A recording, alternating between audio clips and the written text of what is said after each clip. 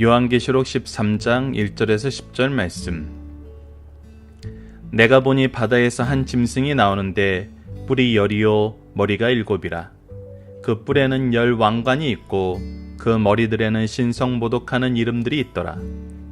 내가 본 짐승은 표범과 비슷하고 그 발은 곰의 발 같고 그 입은 사자의 입 같은데 용이 자기의 능력과 보좌와 큰 권세를 그에게 주었더라. 그의 머리 하나가 상하여 죽게 된 것 같더니 그 죽게 되었던 상처가 나음에 온 땅이 놀랍게 여겨 짐승을 따르고 용이 짐승에게 권세를 주므로 용에게 경배하며 짐승에게 경배하여 이르되 누가 이 짐승과 같으냐 누가 능히 이와 더불어 싸우리요 하더라. 또 짐승이 과장되고 신성 모독을 말하는 입을 받고 또 42달 동안 일할 권세를 받으니라. 짐승이 입을 벌려 하나님을 향하여 비방하되 그의 이름과 그의 장막 곧 하늘에 사는 자들을 비방하더라. 또 권세를 받아 성도들과 싸워 이기게 되고 각 족속과 백성과 방언과 나라를 다스리는 권세를 받으니 죽임을 당한 어린 양의 생명책의 창세 이후로 이름이 기록되지 못하고 이 땅에 사는 자들은 다 그 짐승에게 경배하리라. 누구든지 귀가 있거든 들을지어다. 사로잡힌 자는 사로잡혀 갈 것이요 칼에 죽을 자는 마땅히 칼에 죽을 것이니 성도들의 인내와 믿음이 여기 있느니라. 아멘. 안녕하세요. 승리한상 가족 여러분, 그리고 강성성경연구원 여러분, 오늘은 계시록 13장 1절에서 10절 말씀을 적그리스도의 정체를 바로 알고 거룩한 전쟁에서 승리하자라는 제목으로 함께 말씀을 나눠보도록 하겠습니다. 자, 우리가 위크 스터디 시간에 나눴던 것처럼 오늘은 두 짐승 중 첫 번째 짐승에 대한 부분으로 시작을 합니다. 자, 1절을 봅시다. 내가 보니 바다에서 한 짐승이 나오는데, 자, 이 짐승이 나오고 있어요. 짐승은 우리가 이미 살펴봤던 것처럼 적그리스도를 상징하고 이 세상의 권력을 상징해요. 그 권력이 짐승으로 표현됐을 때는 대개 어떤 권력이었냐면 이 군사적, 정치적 권력이었어요. 그래서 뿔이 나오는 거에 대해서 우리가 어제 위크스테드에서 나눴던 것처럼 다니엘서 7장에 10 왕들을 의미하고 그 머리가 7이라는 것은 그곳에서 군왕들이 나왔다는 것을 얘기해요. 주로 7 나라를 우리가 볼 때는 애국과 아수르, 그리고 바벨론, 메데아, 바사, 헬라, 그리고 로마로 이어지는 것을 볼 수 있습니다. 자, 그런데 그 뿔에는 10 왕관이 있고 그래서 그 권세를 가지고 있어요. 그 머리들은 신성모독하는 이름들이 있더라. 근데 이들이 무엇을 하고 있냐면 신성모독하는 이름을 가지고 있어요. 여러분, 오늘 표현에서 이제 신성을 모독하는 이 표현이 나오는데 이것은 우리가 무엇으로 볼 수 있습니까? 하나님의 이름을 모욕한다는 거거든요. 자, 하나님의 이름을 모욕하는 것들 중에 이들이 보편적으로 나타내고 있는 특징이 뭐예요? 바로 하나님을 무시하고 하나님의 역사를 무시하는 거죠. 그리고 나서 무엇해요? 자기가 하나님처럼 됨을 얘기해요. 그래서 자기들이 하나님처럼 되고 하나님이 아니라 자기들을 섬겨야 된다고 얘기하는 것들이 바로 이 신성 모독하는 자들의 특징이에요. 그래서 어떻게 나타나냐면 하나님의 모습과 비슷하게 나타나려고 그래요. 그래서 사람들을 유혹하거든요. 자, 그 내용을 우리가 오늘 본문에서 확인할 수 있습니다. 2절을 봅시다. 내가 본 짐승은 표범과 비슷하고 그 발은 곰의 발 같고 그 입은 사자의 입 같은데, 이것은 우리가 다니엘서 7장에서 어제 말씀에서도 확인했던 것처럼 바로 표범으로 상징되는 헬라, 곰으로 상징되는 메데아 바사, 이 사자로 상징되는 바벨론. 그런데 이것들의 특징은 뭐냐면 빠르고 포악하고 무자비하다는 거예요. 즉, 이 세상에 나타나는 짐승의 권력들은 어떠냐면 빠르고 포악하고 무자비해요. 근데 이런 것들이 바로 용의 특징이에요. 용이 자기의 능력과 보좌와 큰 권세를 그에게 주어서 이들이 이러한 행동을 하는 거예요. 그래서 이들은 기본적으로 해치는 자들이에요. 포악한 자들이에요. 죽이는 자들이에요. 죽어가는 자들이에요. 심판의 대상이에요. 이미 패배한 자들이에요. 그런데 그들이 어떻게 하나 봅시오. 3절 봅시다. 그의 머리 하나가 상하여 죽게 된 것 같더니, 이들은 이미 하나님께 패배한 자들이에요. 예수 그리스도에게 무릎 꿇은 자들이에요. 근데 그들이 누구를 흉내내요? 예수님을 흉내내요. 하나는 죽은 것 같이 되더니 그 죽게 되었던 상처가 나음에 예수 그리스도께서 죽으시면서 부활하셨던 것처럼 이들은 그것을 흉내내려 그래요. 그리고 이들이 보기에 이것이 지금 어떤 모습으로 세상에 나타나냐면 예수 그리스도의 승리가 이미 이 땅에 이루어졌어요. 죽음의 권세를 이기시고 부활하시고 승천하셨어요. 우리의 죄 없다 하심을 위해서 죽으셨고 우리를 의롭다 하심을 위해서 부활하셨어요. 우리가 로마서에서 확인했던 거예요. 이미 예수 그리스도는 승리하였어요. 근데 이들이 보여주는 모습을 통해서 무엇을 주장하려 그러냐면 이제 예수 그리스도의 승리가 아니라 나의 승리의 때가 왔다라고 자랑하고 싶은 거예요. 그래서 사람들이 미혹되어서 어떻게 행동해요? 온 땅이 놀랍게 여겨요. 예수 그리스도의 부활에 대해서 놀랍게 여겼던 세상이 오히려 이들이 죽은 것 같이 되었다가 다시 낫는 것을 보고 예수 그리스도의 능력 이상의 것을 봤다라고 생각을 하는 거예요. 그의 승리 이상의 것을 봤다라고 선전을 하는 거예요. 그리고 어떤 일이 있냐면 용의 짐승의 권세를 줘요. 근데 이 권세는 우리가 앞에서 살펴봤듯이 뭐예요? 하나님께서 제안해 놓은 권세예요. 근데 어떻게 해요? 용에게 경배하며 짐승에게 경배하는 일이 이루어져요. 이 일을 놀랍게 여김으로 이들의 가짜, 이들의 흉내가 오히려 경배받는 제목들이 된다는 거예요. 그러면서 뭐라 그래요? 누가 이 짐승과 같으냐? 누가 능히 이와 더불어 싸우리요 하더라. 자 보십시오. 우리가 계속해서 봤던 이 세상의 권력, 우리가 이제 내일 말씀에서 살펴보겠지만 이제 거짓 선지자들의 모습, 그러니까 하나님을 부인하고 싶어하는 모든 학문이나 철학이나 어떤 권세들은 굉장히 이들이 모순적인 것이 무엇이냐면 그들이 하나님을 거부하는데 그들은 무엇이 되고 싶어요? 하나님이 되고 싶어요. 과학의 끝도 결국은 무엇을 보고 싶어하는 거예요? 이 우주의 신비를 파악하고 자신들이 신이 되고 싶어하는 거예요. 철학도 마찬가지고 세상 권력도 마찬가지예요. 이 얼마나 이율배반적인지 보십시오, 여러분들. 그들이 하나님은 거절하고 하나님은 믿지 않고 누가 요즘에 하나님 믿어라고 당당하게 얘기하고 누가 도대체 요즘에 신앙으로 살아 당당하게 얘기하는데 그들이 마지막으로 추구하고 싶은 건 뭐예요? 신이 되고 싶은 거예요. 하나님이 되고 싶어 하는 거예요. 세상 권력도 그렇고 세상 학문도 그렇고 현대 과학적인 모든 목표도 그래요. 신의 지혜를 자신들이 소유하고 자신들이 신이 되고 싶어 하죠. 바로 그런 모습이 말세의 특징이고 거짓 이 짐승들의 모습이란 것입니다. 이 짐승들의 모습에 또 짐승이 과장되고 신성모독하는 말을 입에 받고 그래서 뭐예요?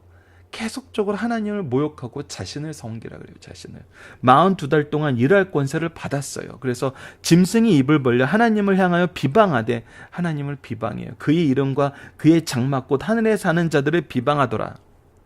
자, 그리고 나서 어떤 일이 있냐면 또 권세를 받아 성도들과 싸워 이기게 되고 성도들을 싸워 이겨요. 우리는 그들 앞에서 그들의 룰에서 그들의 공간에서는 져요. 각 족속과 백성과 방언과 나라를 다스리는 권세를 받았으니. 근데 그 권세의 출처는 우리가 이미 봤던 것처럼 어디예요? 이 용의 출처였는데 이 용 또한 하나님이 잠시 허락해 놓은 그 권세였어요. 근데 이것을 통해서 지금 우리가 무엇을 보게 돼요? 죽임을 당한 어린 양의 생명책에 창세기로부터 기록되지 못하고 즉 예수 그리스도의 부활의 능력 속에서 그의 예정하심 속에서 선택받지 못하고 그의 백성 되지 못했던 사람들은 이 땅에 사는 자들은 다 그 짐승을 경배하니라. 예수 그리스도를 경배하지 않는 자들은 누구를 경배한다고요? 이 짐승을 경배한다고요. 그래서 이 얘기를 우리에게 합니다. 누구든지 귀 있거든 들을지어다. 자, 이제는 갈라졌습니다. 이들은 지금 현실 세계에서는 그들이 이긴 것 같아요. 하나님을 이긴 것 같아요. 교회를 이긴 것 같아요. 예수 그리스도를 이긴 것 같아요. 그리고 더 놀라운 것은 이들을 경배하는 자들이 더 많아요. 근데 이것으로 분명히 무엇이 드러나요? 예수 그리스도의 백성된 자들과 그렇지 않은 자들이 드러나요. 그리고 10절 말씀에 우리에게 굉장히 주의 주는 말씀을 하십니다. 사로잡힐 자는 사로잡혀 갈 것이요 칼에 죽을 자는 마땅히 칼에 죽을 것이니 성도들의 인내와 믿음이 여기 있느니라. 자, 보십시오. 여러분들, 우리의 승리의 모습은 뭐예요? 부활과 영생이에요. 근데 이들이 스스로 이겼다라고 여기는 것은 무엇이에요? 우리들을 이 지상에서 이겼다, 우리들을 사로잡았다, 우리들을 죽였다예요. 자, 근데 우리에겐 무엇이 있어요? 다시 한번 얘기하자면 부활과 영생이 있어요. 우리의 승리는 뭐예요? 부활과 영생이에요. 이 승리를 이들이 지금 뺏었어요? 못 뺏었어요? 절대로 못 뺏어요. 절대로 못 뺏어요. 그렇기 때문에 우리는 무엇 할 수 있어요? 인내와 믿음으로 살 수 있어요. 왜? 우리에겐 부활의 소망과 영생의 소망이 있고 이것이 하나님의 사랑 안에서 우리에게 보장되었고 이미 주어졌기 때문에, 그의 생명책에 기록되었기 때문에. 자, 그렇다면 이제 우리는 어떤 삶을 살아야 되냐는 겁니다. 이것을 사로잡혀갈 것이요 칼에 죽을 자는 마땅히 칼에 죽을지니라는 말씀을 우리가 어떻게 받아들여야 되냐는 거예요. 이 부분을 우리가 적용하기 위해서 좀 더 주의 깊게 보도록 하겠습니다. 자, 본문 묵상하기입니다. 바다에서 나온 짐승의 특징은 무엇입니까? 이들은 권세를 가진 자들이에요. 능력을 가진 자들이에요. 보좌를 가진 자들이에요. 근데 뭐예요? 하나님을 모욕하는 자들이에요. 하나님처럼 되고 싶어하고 하나님을 거절하면서 하나님처럼 되고 싶어하는 그런 이런 이율배반적인 삶을 사는 자들이에요. 자, 어떤 일로 인하여 온 땅이 이 짐승에 대하여 놀랍게 됩니까? 이들이 죽었다가 살아난 것처럼 돼요. 죽은 것이 아니에요. 죽은 것처럼 상했다가 다시 살아난 것처럼 돼요. 누구를 본다는 거예요? 예수 그리스도를 본다는 거예요. 예수 그리스도를 가리고 싶은 거예요. 이 짐승의 머리엔 무엇이 기록되어 있어요? 자, 우리가 1절에서 봤던 것처럼 신성을 모독하는 이름들이 있고 신성 모독하는 이름들이 있고, 그 짐승들은 또 과장되고 신성 모독하는 말을 하고 또 우리를, 하나님을 비방하고 하나님을 따르는 자들을, 성도들을 비방해요. 그리고 누가 이 짐승들을 경배합니까? 바로 죽임당한 어린 양의 생명책에 창세후로 이름이 기록되지 못한 자들은 다 이를 경배해요. 그래서 분명히 갈라져요. 그리고 하나님이 교회에 명령하신 것은 무엇입니까? 예, 사로잡힐 자는 사로잡히고 칼에 죽을 자는 마땅히 칼에 죽는데 성도의 인내와 믿음이 여기 있다고 얘기해요. 자, 이 부분 아까 말씀드렸던 대로 우리가 적용하기 위해서 보도록 하겠습니다. 자, 중심 사상을 살펴보도록 하겠습니다. 13장에는 용이 두 짐승을 이용하여 하나님의 교회를 박해하는 현상을 보여줍니다. 두 짐승 중 하나는 바다에서 올라오고 또 하나는 땅에서 올라오고 있습니다. 바다에서 올라온 짐승의 특징은 정치적 권세로 국가 형태로 나타나며 로마 제국의 국권을 반영합니다. 땅에서 올라온 짐승의 특징은 거짓 선지자로 종교적이며 로마 황제 숭배를 반영합니다. 두 짐승에 대한 계시는 구약 다니엘서 7장과 8장의 배경과도 같아요. 이 계시의 핵심은 세상 나라는 겉으로 보기에는 세계 강대국들이 지배하는 것 같지만 하나님께서 그 택하신 백성을 중심으로 지배하고 계신다는 사실을 가르쳐주는 것입니다.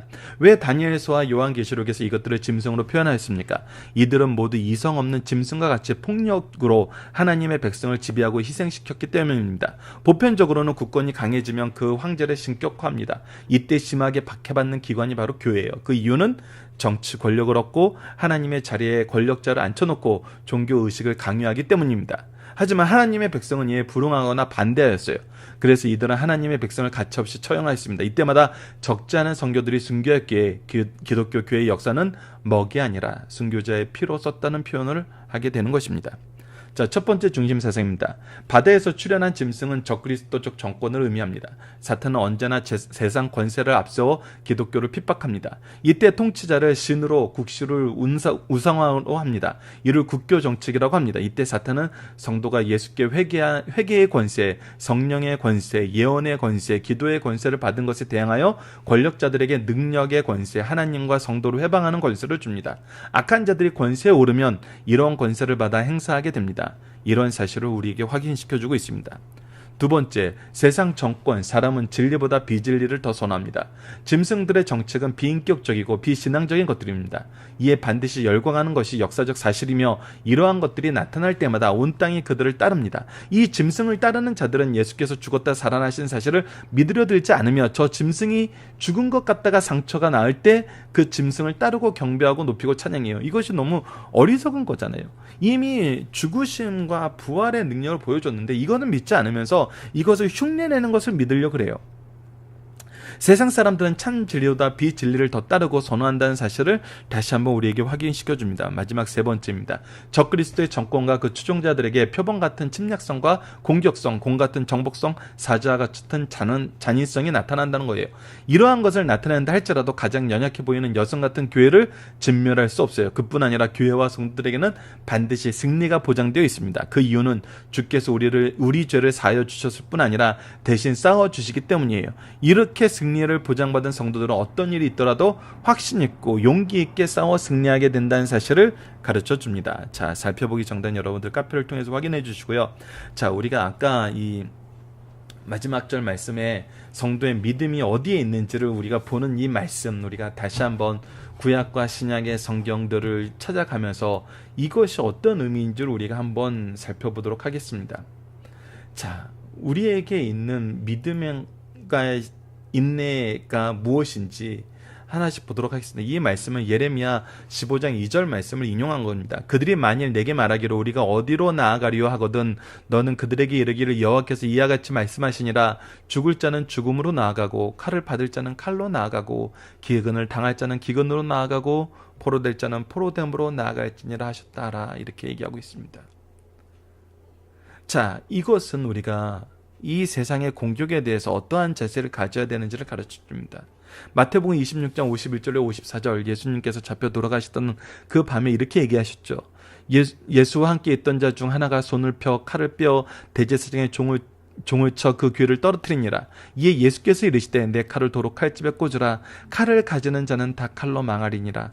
너는 내가 내 아버지께 구하여 지금 12군단 더 되는 천사를 보내시게 할 수 없는 줄로 아느냐. 내가 만일 그렇게 하면 이런 일이 있으리라 한 성경이 어떻게 이루어지겠느냐 하시더라.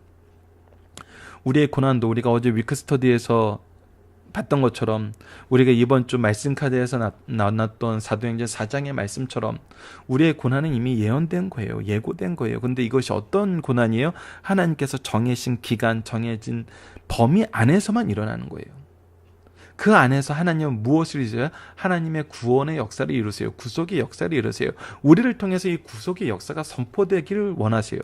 그래서 하나님의 뜻은 반드시 성취되고 우리에겐 부활과 영생이 있어요. 그래서 우리는 이것에 폭력적으로 대항하지 않습니다. 고린도후서 10장 4절을 보시다. 우리가 싸우는 무기는 육신에 속한 것이 아니요 오직 어떤 견고한 진도 무너뜨리는 하나님의 능력이라 모든 이론을 무너뜨리며 즉 우리의 싸움은 육신에 있는 것이 아니라 영적인 거예요. 하나님을 비방하고 하나님을 거역하는 거에 대해서 싸우는 거지 거역하는 자들을 죽이는 데 싸우는 거 아니에요.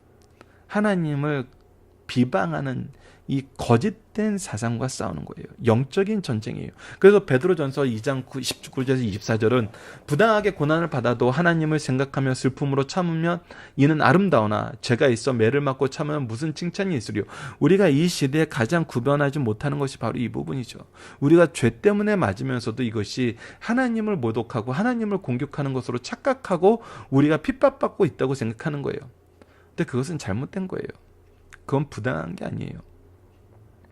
그러나 선을 행하고 고난을 받으며 참으면 이는 하나님 앞에서 아름다우니라. 자, 그래서 보십시오. 결국은 무엇하는 게 우리가 승리하는 길이에요. 우리가 죄가 있어서 매를 맞으면 참아야 돼요. 그거는 우리가 회개해야 돼요.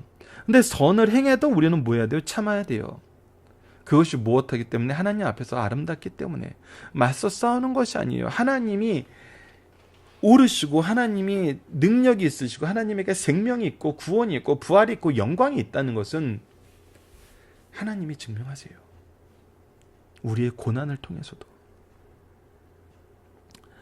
그래서 뭐라고 합니까? 21절 보십시오. 이를 위하여 너희가 부르심을 받았느니라.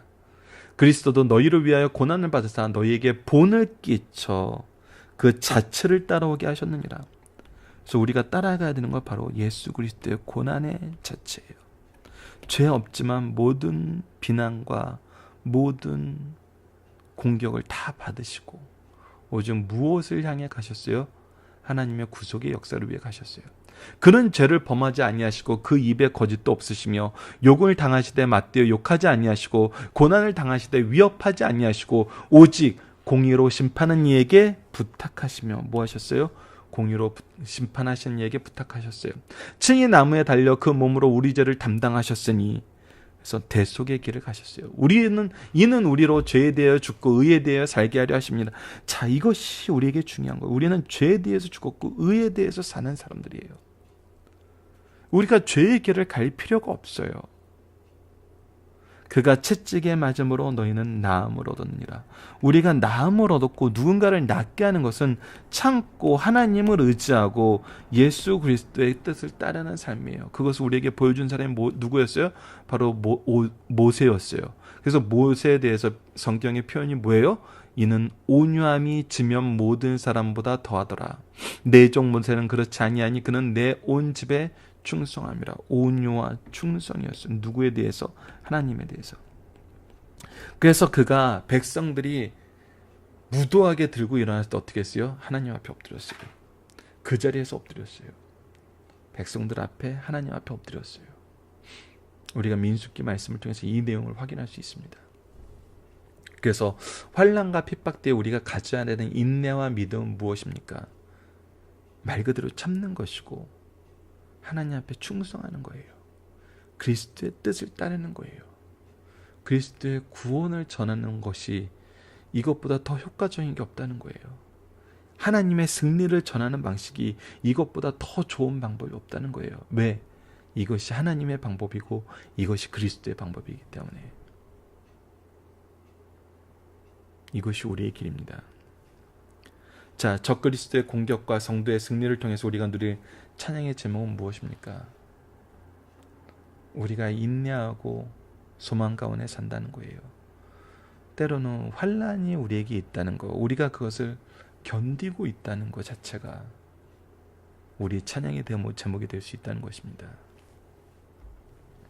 말씀을 기초로 기도하기를 통해서 마치겠습니다. 하나님, 말세 때 우리에게 인내와 믿음으로 견디라 하시고 우리의 싸움이 세상적, 정치적, 육적인 것이 아님을 보게 하셔서 바르게 대처할 수 있도록 인도하심을 감사합니다. 그러나 우리가 이것을 실천하기 어렵고 많은 유혹이 있음을 봅니다. 우리로 모세처럼 온유하며 충성된 삶을 살게 하시고 그리스도의 삶을 따르며 복음으로 인내하며 믿음으로 승리하게 하여 주소서. 예수님 이름으로 기도드립니다. 아멘.